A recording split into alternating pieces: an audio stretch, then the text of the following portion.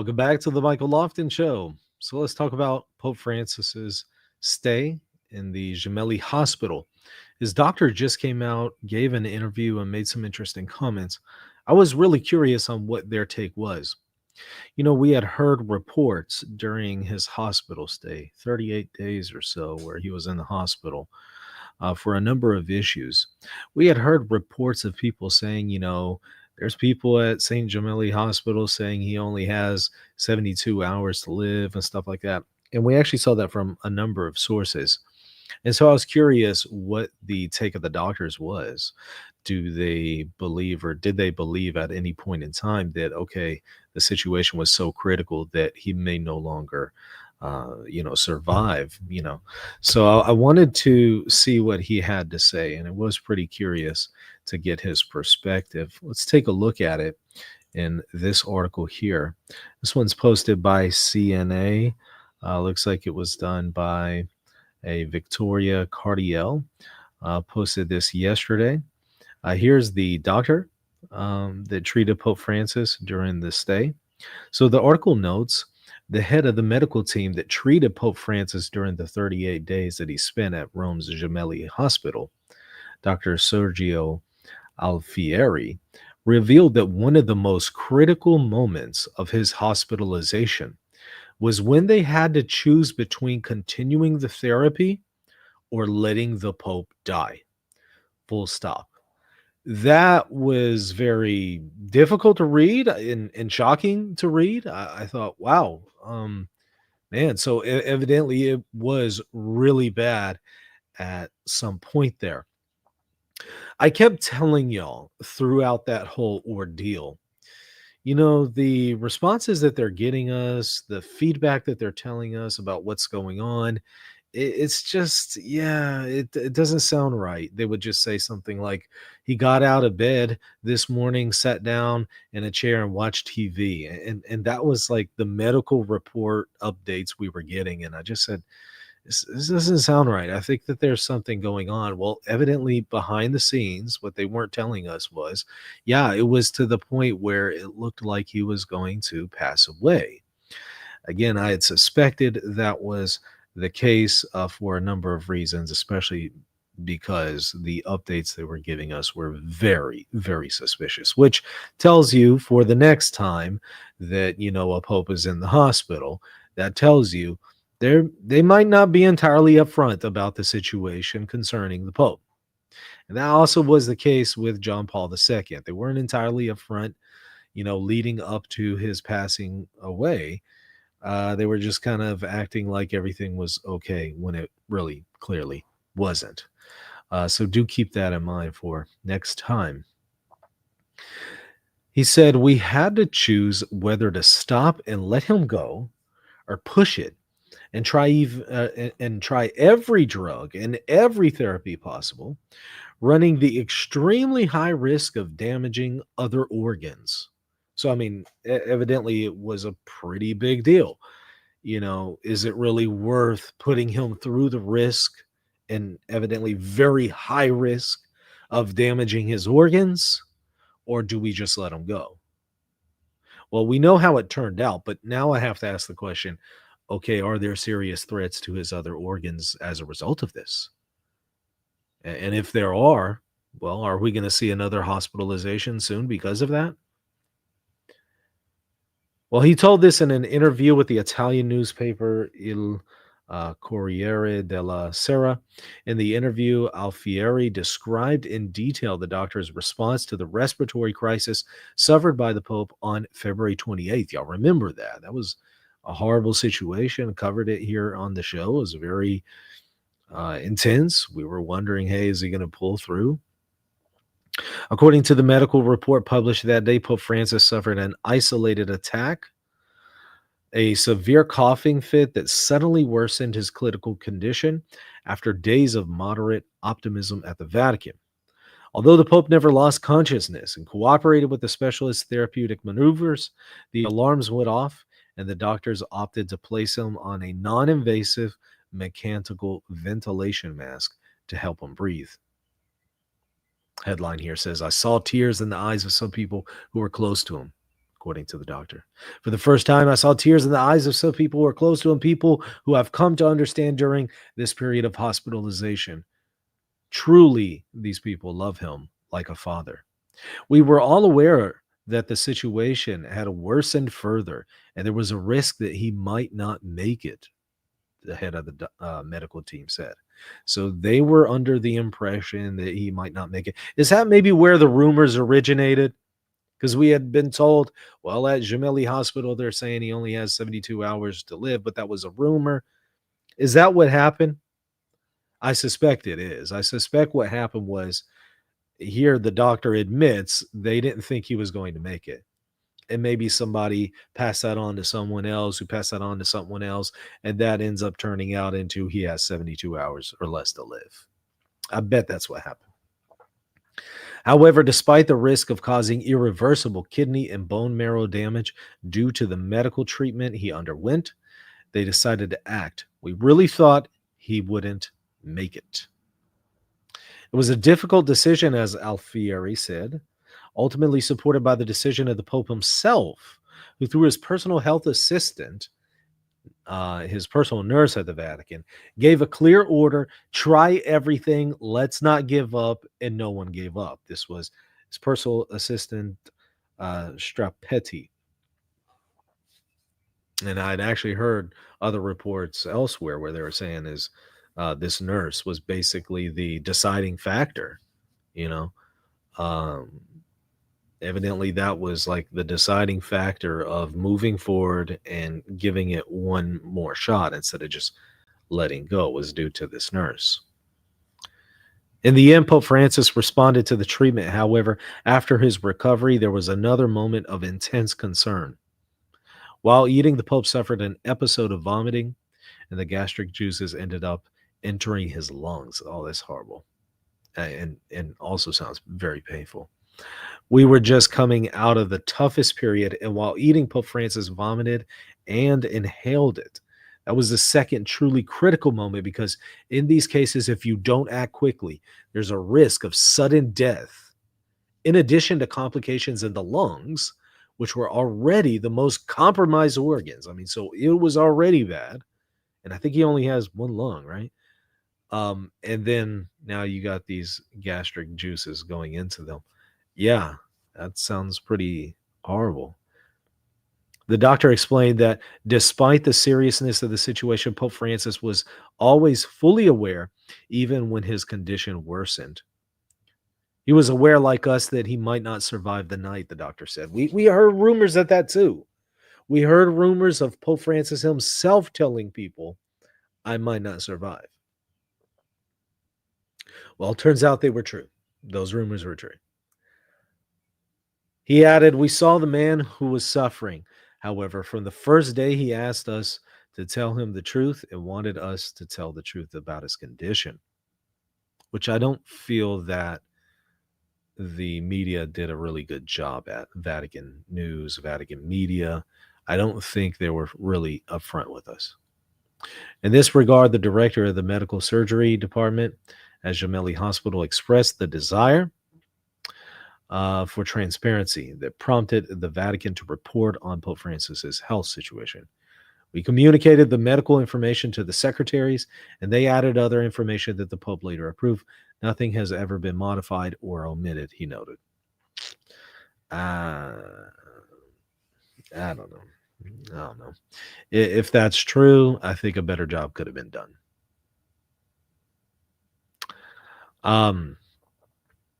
In the interview, Alfieri also highlighted the Pope's incredible strength, both physical and mental. In the past, when we spoke, I would ask him how he managed to keep up this pace. And he always replied, I have a method and rules. Beyond a very strong heart, he has an incredible amount of resources. In addition to the Pope's stamina, the Gemelli medical coordinator added that the prayers offered by faithful around the world in recent days also contributed to his recovery. You know, there were people who were praying for his health outside the clinic, praying the rosary. There were, cardinals and bishops in St. Peter's Square praying for his recovery.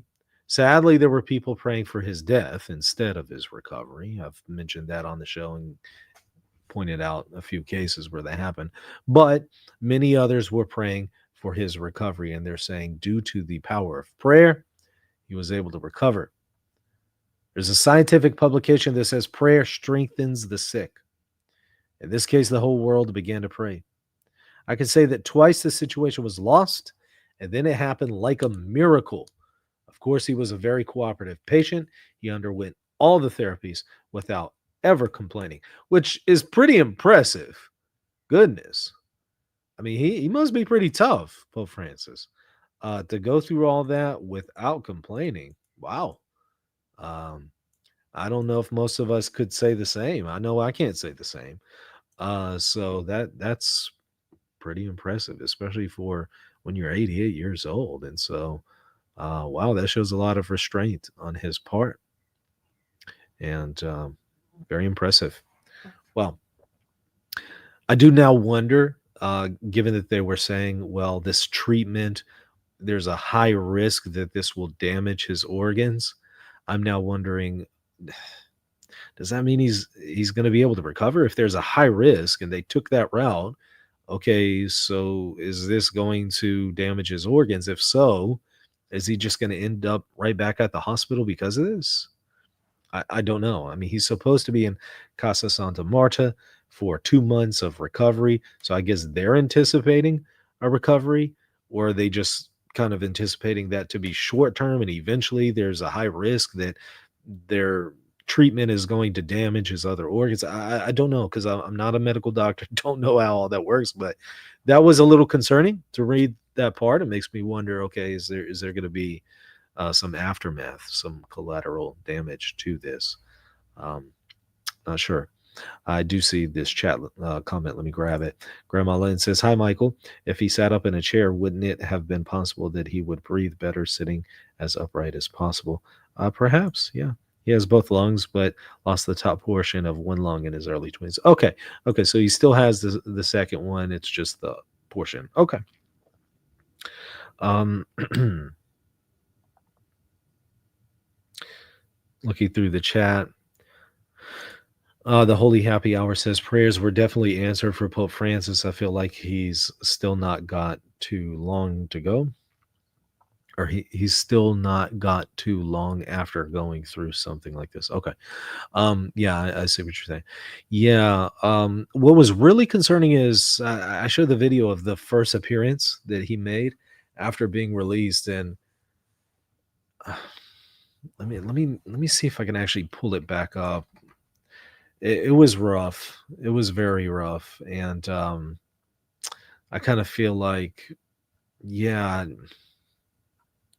yeah, it's disturbing. Will he be able to make a recovery after seeing that? I don't know.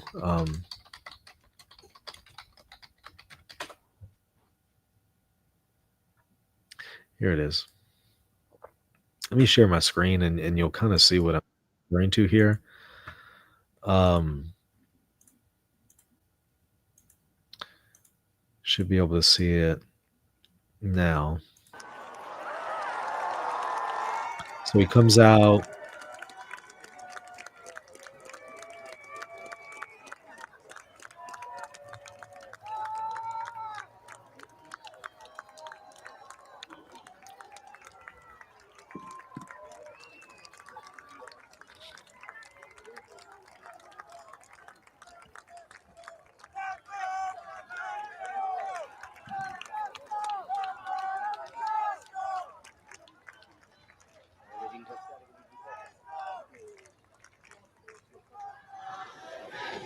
Grazie a tutti e vedo questa signora con I fiori gialli.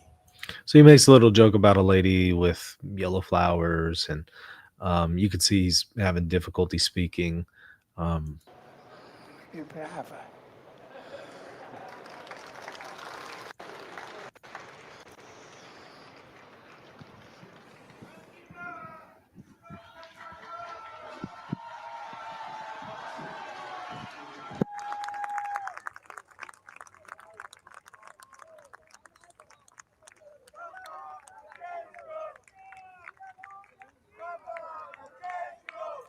Actually, they cut it off at the part where it looks like he's having significant difficulties. Let me find a different version, because they cut it off right at that moment.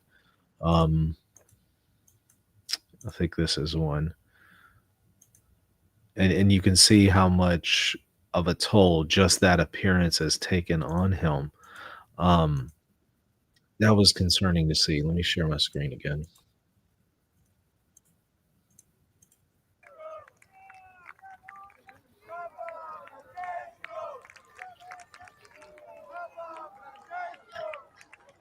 So he has difficulty raising his arm there, as you can clearly see. He was trying to do the cross with his hand in the blessing gesture, but he wasn't really able to lift his hand, it seemed, or his arm. And then notice this part. It looks like he's really struggling to breathe.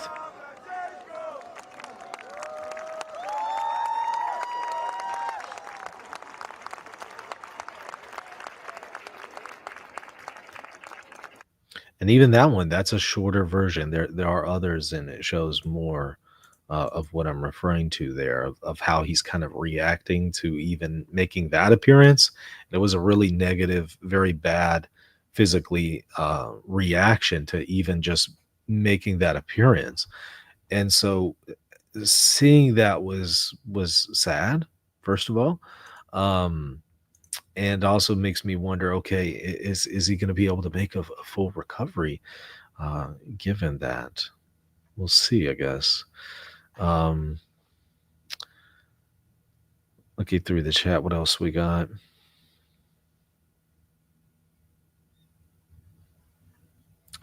Did you guys see the video of the Pope with the little boy he lost his father? The one from years ago, the atheist father? If that's the one you're referring to, yeah, it was huge controversy on all over social media. Okay, so he's supposed to get treatment at home from what I understand. Grandma Lynn says you could tell he's still very weak by the way he waves. Yeah, that's what I'm saying. Like he wasn't really able to lift up his arm. He clearly was having difficulty speaking, and it looked like he was having even difficulty just breathing and just being there. Um, so yeah, very sad to see.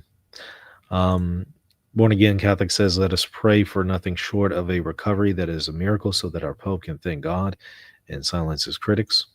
I think that if he recovers, I doubt very seriously he's going to say anything about his critics. He hasn't spoken much about them. It's been pretty rare. Every now and then he does, but he tends to not say a whole lot. Maybe 1% of the time he'll say something. So I don't suspect that that will change um, if he were to recover.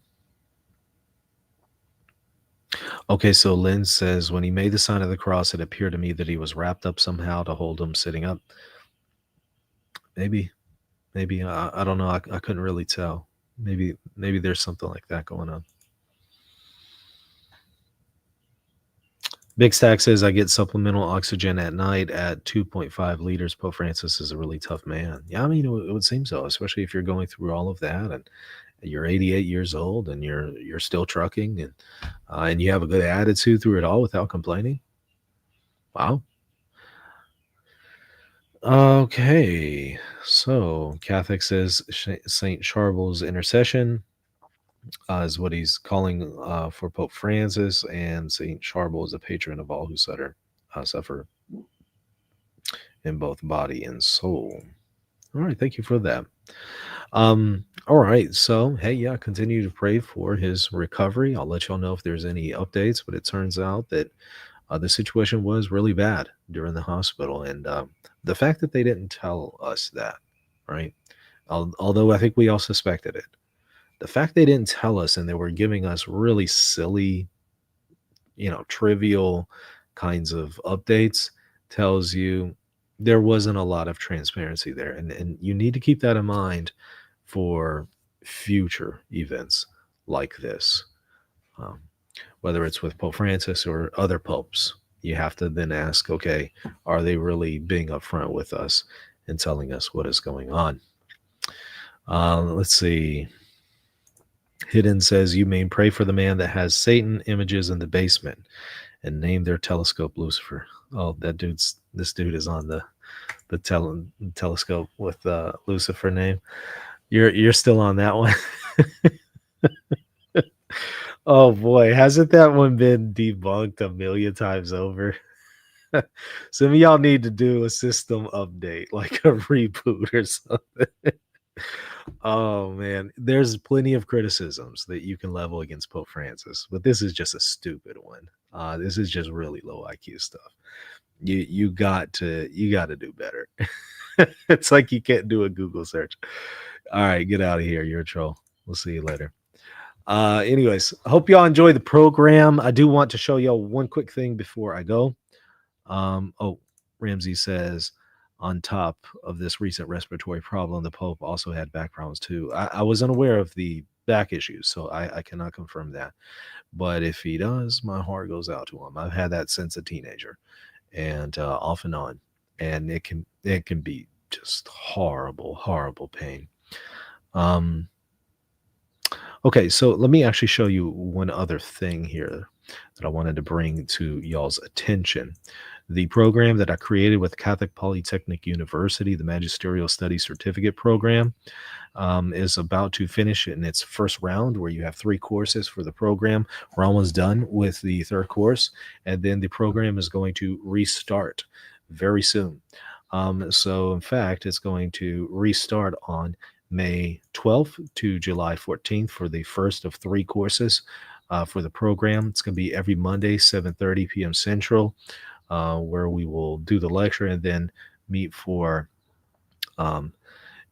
Q&A. And so there will be 3 courses. One is on Introduction to the Magisterium. The second is going to be on Historical Overview of Magisterial Interventions, where we go through 21 ecumenical councils and major papal bulls and stuff like that, and encyclicals.